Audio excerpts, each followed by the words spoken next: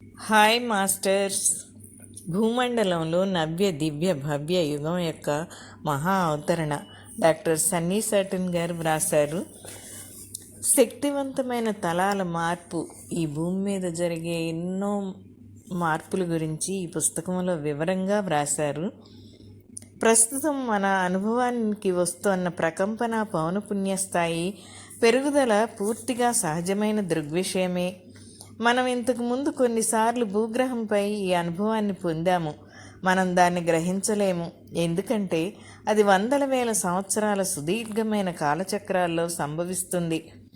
ప్రపంచవ్యాప్తంగా ఉన్న అనేక సంస్కృతులు, మతాలు మొదలైన వాటికి ఈ దృగ్విషయం గురించి తెలుసు.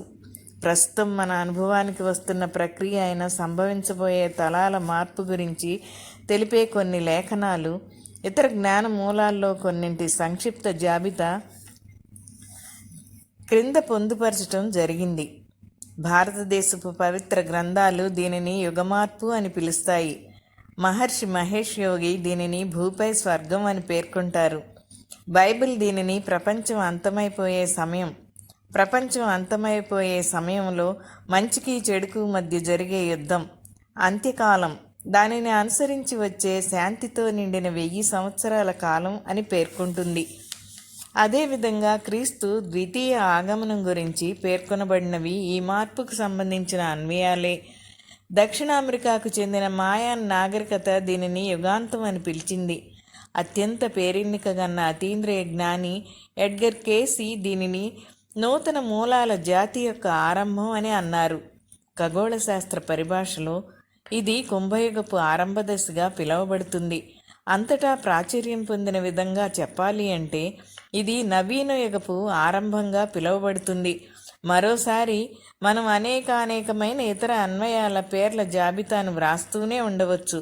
కానీ ఇక్కడ గ్రహించాల్సిన కీలకమైన అంశం ఏమిటంటే ఇప్పుడు జరుగుతున్నది అనూహ్యమైనది ఏమీ కాదు. అయితే మనకు ఇంతకు ముందు తెలిసిన చరిత్రలో ఇది ఎన్నడూ సంభవించకపోవడం వల్ల మాత్రమే ఇది అసాధారణమైనదిగా కనిపిస్తోంది. కాలం నిశ్చలమైనది కాదు. కాలం యొక్క నిర్వచనం స్థిరమైనదిగా ఉండదు. ఈ నేపథ్యంలోని విశ్వ పౌనపుణ్యంపై ఆధారపడి ఉంటుంది. భూగ్రహం విశ్వంలోని మరో భాగంలోకి వెళ్లడంతో కుంభరాశి యుగపు ఆరంభం వలన విశ్వ నేపథ్యపు ఎదిరిక్ పౌనపుణ్యం పెరిగి కాలం వేగవంతం అవుతుంది. అంటే అన్నీ త్వరగా సంభవించటం మొదలవుతుంది. వేలాది సంవత్సరాలుగా భూగ్రహపు మౌలిక అనునాద పౌనపుణ్యం 7.8 హెర్ట్జ్/గా ఉంది. దీన్ని షామన్ రిసోనెన్స్ అనునాదం.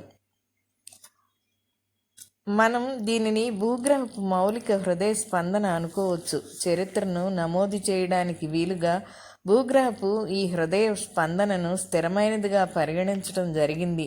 అందువలనే అమెరికాకు చెందిన సైన్యపు సమాచార మాధ్యమాలన్నీ 7.8 హెర్ట్జ్ పౌనపుణ్యం ఆధారంగానే నిర్మించబడ్డాయి. భూగ్రహం 1983 సంవత్సరం నుంచి ప్రారంభించి మరింత వేగంగా ప్రకంపించటం మొదలైంది. 2006 సంవత్సరంలో ఈ అనునాద పౌనపుణ్యం 11.0 హెర్ట్జ్ దాటింది. డిసెంబర్ 2012లో భూగ్రహం 4వ తలంలోకి మార్పు చెందడం పూర్తయ్యే సమయానికి ఈ మౌలిక అనునాద పౌనపుణ్యం దాదాపు 13.0 హెర్ట్జ్ ఉండవచ్చు అని అంచనా. అంటే 1983 సంవత్సరంలో ఉన్నదానికన్నా 2013 సంవత్సరంలో ప్రపంచం కనీసం 50% వేగంగా ప్రకంపిస్తూ ఉంటుంది. మనం ఈ మార్పుని ఎందుకు తెలుసుకోలేకపోతున్నాం? తరచుగా వినిపించే ప్రశ్న ఏమిటంటే ఈ మార్పును మనం ఎందుకు తెలుసుకోలేకపోతున్నాం? సమాధానం ఎంతో సరళమైనది. ఎందుకంటే మనం కేవలం ఇతర విషయాలతో పోల్చి చూసినప్పుడు మాత్రమే దేనినైనా అనుభూతి చెందగలం. మన చుట్టూ ఉన్న ప్రతి ఒక్కటి అమిత వేగంతో కదులుతూ ఉండడం వలన పోల్చి చూసినప్పుడు ఏ మార్పు కనిపించదు. ప్రజలు విమానంలో ప్రయాణిస్తూ ఉండడాన్ని ఉదాహరణగా తీసుకుందాం. కిటికీ పరదాలన్నీ మూసి ఉండి బయటికి చూడటం సాధ్యం కాదని అనుకుందాం. అక్కడ ఎవరికైనా కేవలం విమానం లోపలి భాగం మాత్రమే కనిపిస్తుంది. ఇప్పుడు ఆ విమానం గంటకు 200 మైళ్ళ వేగంతో ప్రయాణిస్తున్నా లేక గంటకు 500 మైళ్ళ వేగంతో ప్రయాణిస్తున్నా కానీ విమానంలో ఉన్న ప్రజలకు ఆ తేడా తెలియదు.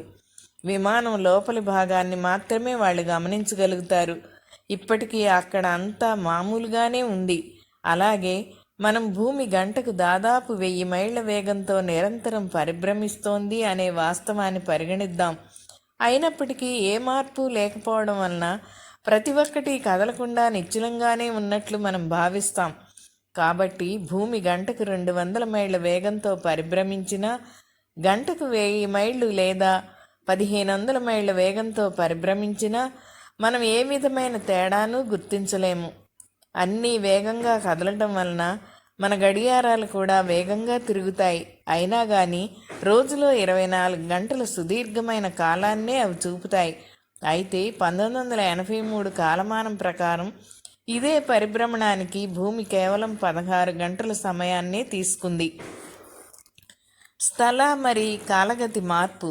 విశ్వంలోని కాలం మరి స్థలం రెండూ కూడా క్రమబద్ధంగా లేదా స్థిరంగా ఉండవు. వాటిని ఇచ్చానుసారం మార్చవచ్చు. కాలగతిని మార్చడం ద్వారా ఇతర నాగరికతలకు చెందిన అంతరిక్ష నౌకలు, వీటినే మానవులమైన మనం అజ్ఞానంతో గుర్తు తెలియని ఎగిరే పళ్ళాలు అని అంటుంటాం, గ్రహాంతర ప్రయాణాలు చేసి అతి తక్కువ సమయంలోనే అనేక వేల కాంతి సంవత్సరాల దూరం ప్రయాణించగలుగుతాయి. మాయాన్ క్యాలెండర్. దక్షిణ అమెరికాకు చెందిన సనాతన మాయన్ నాగరికత కాలానికి చెందిన విశేష జ్ఞానాన్ని కలిగి ఉండేది. వేలాది సంవత్సరాల క్రితమే భవిష్యత్తులో జరగబోయే సంఘటనలను వాళ్ళు ఎంతో ఖచ్చితంగా లెక్కించగలిగారు. కానీ వాళ్ళ లెక్కలన్నీ డిసెంబర్ 2012 దగ్గర ఆగిపోయాయి. 2013 సంవత్సరం మరి ఆ తర్వాత కాలం గురించి వాళ్ళు ఏమీ ఊహించలేకపోయారు. కనుక వాళ్ళు దానిని యుగాంతం అని అన్నారు. మాయన్లు 2012 తర్వాత కాలం గురించి ఏమీ తెలుసుకోలేకపోవడానికి కారణం ఏమిటంటే తలాలు మార్పు వలన కాలపు నిర్వచనం మారిపోతుంది. వాళ్ల లెక్కలు వేసే పద్ధతులు ఈ అంశాన్ని పరిగణనలోనికి తీసుకోలేదు. యుగాంతం అనేది ప్రపంచపు అంతాన్ని సూచిస్తుంది. ఎందుకంటే అది కేవలం సంకేతాత్మకమైన సత్యం. ప్రస్తుతం మనకు తెలిసిన అధో ప్రపంచం అంతమైపోతుంది. ఒక ఉన్నత ప్రపంచం ఉద్భవిస్తుంది. భూగ్రహంపై భారీ ఎత్తున భౌతిక వినాశనం ఏమీ జరగదు. దూరదర్శన సామర్థ్యం.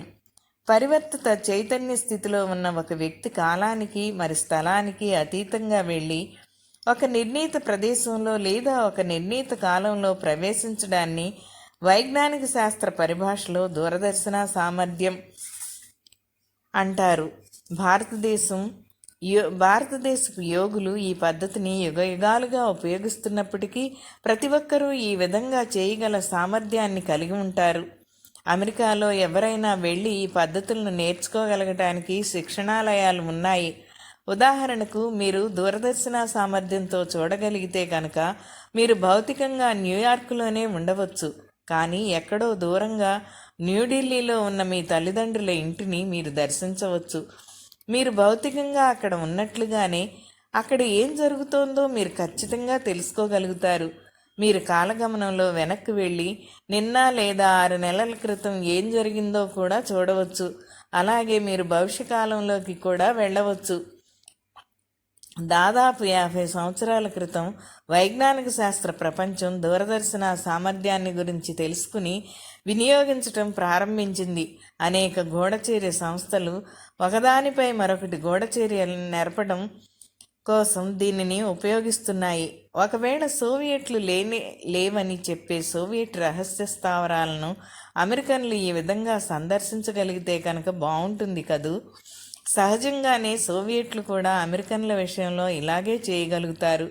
మరి నాసా లాంటి అంతరిక్ష పరిశోధనా సంస్థలు భౌతికంగా చంద్రుడిపై కాలు మోపే ముందు చంద్రుడి ఉపరితలాన్ని దూరదర్శన సామర్థ్యం ద్వారా దర్శించాలని నిశ్చయంగా భావిస్తాయి.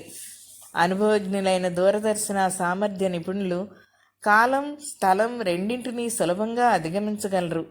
వాళ్ళు భవిష్యకాలంలోకి కూడా వెళ్ళగలుగుతారు.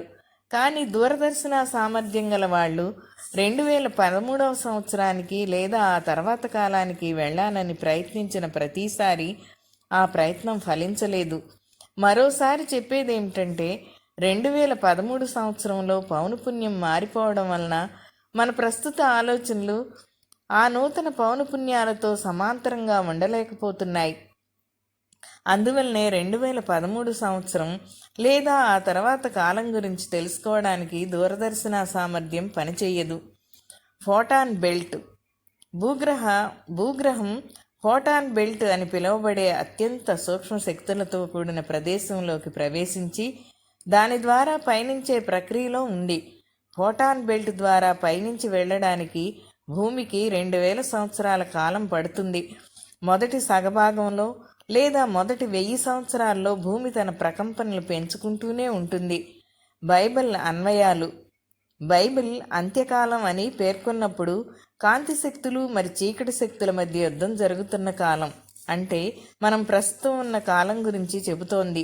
ఈ యుద్ధమే ప్రపంచం అంతమైపోయే సమయంలో మంచికి చెడుకు మధ్య జరిగే యుద్ధం అని పేర్కొనబడింది. చీకటి శక్తుల పాలన ముగిసిపోబోతోంది కనుక చీకటి శక్తులకు ఇది అంత్యకాలం. ప్రపంచం అంతమైపోయే సమయం అనేది గతంలో భూగ్రహపు ఉపరితలంపై జీవరాశులతో సహా ప్రతి ఒక్కటి నాశనమైపోయిన మార్పుల గురించి తెలుపుతుంది. మన అదృష్టం కొద్దీ మనం మార్పు ద్వారా పయనిస్తున్నప్పుడు ఈసారి ఆ విధంగా జరగబోవడం లేదు.